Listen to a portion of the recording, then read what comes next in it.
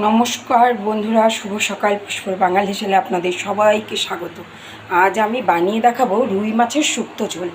যা গরম পড়েছে সেই কথা মাথায় রেখেই আমি রান্নাটা করব আজকে। আমি একটা কড়াই বসিয়েছি, কড়াইতে দিয়ে দিলাম দুটো মতন তেজপাতা, ধনে, জিরে আর গোবিন্দভোগ চাল একসাথে একটু শুকনো খোলায় ভেজে নেব।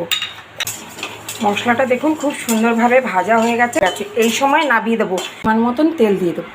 গরম হয়ে গেছে দেখুন।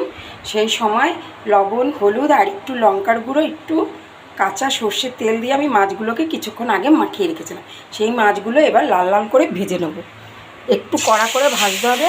4-5টা বড়িও আমি ভেজে রেখেছি। এইবার ওই তেলেই ফোড়ন দিয়ে দেবো গোটা জিরে, তেজপাতা আর বেশ খানিকটা গ্রেটেড আদা। আদাটা মাস্ট, আদাটা দেবই। মিডিয়াম সাইজের আলু নিয়েছি, একটু পাতলা পাতলা করে কেটেছি। এবার আলুটা এই ফোড়নের ওপরে দিয়ে একটু লালচে রং ধরিয়ে ভেজে ফেলবো। এবার আলুর ওপরে বেশ কয়েকটা চেরা কাঁচা লঙ্কা দিয়ে দেবো। এখন দিয়ে দেবো বন্ধুরা কেটে রাখা ঝিঙে আর দুটো পরিমাণ মতন টমেটো। নেড়ে চেড়ে প্রত্যেক কটা জিনিস একসাথে সুন্দরভাবে ভেজে নেব। দেখুন খুব সুন্দরভাবে সবজিটা মজে গেছে আর একটু ভাজা ভাজা হয়ে গেছে। এই সময় দেখুন একটা পাত্রে আমি জল আর লবণ আর হলুদ একসাথে গুলে নিলাম। কোনো রকম লঙ্কার গুঁড়ো টুড়োর ব্যবহার আমি কিন্তু করলাম না। এবার এই জলটাই আমি এর মধ্যে দিয়ে দেবো, দিয়ে বেশ ভালো করে নেড়ে চেড়ে কষাতে থাকবো।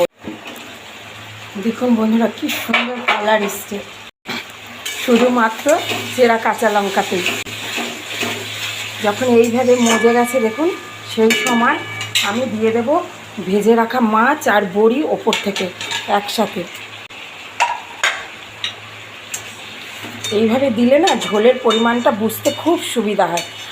আমরা যারা পুরনো তাদের হাতেও রান্না করতে কিন্তু ভুল হয়ে যায়, আর নতুনদের জন্য তো খুবই সুবিধা। এবার দিয়ে দেবো পরিমাণ মতো জল। এই পরিমাণে দেখুন ঝোলের জন্য আমি জল দিয়ে দিয়েছি। এটা একটু পাতলা ঝোল হবে, তবেই খেতে ভালো লাগবে। ঢাকা চাপা দিয়ে ফোটার পালা। দেখি কেমন হলো। দেখুন কত সুন্দর হয়েছে মাছের ঝোলটা। এই যে ভেজে রাখা রোস্টেড পাউডারটা এটা দিয়ে দেবো। ব্যাস এরকম 2 চামচ মতন এই ধনে জিরের চালের পাউডারটা দিয়ে দিলেই রেডি হয়ে যাবে আমাদের মাছের শুক্তো ঝোল।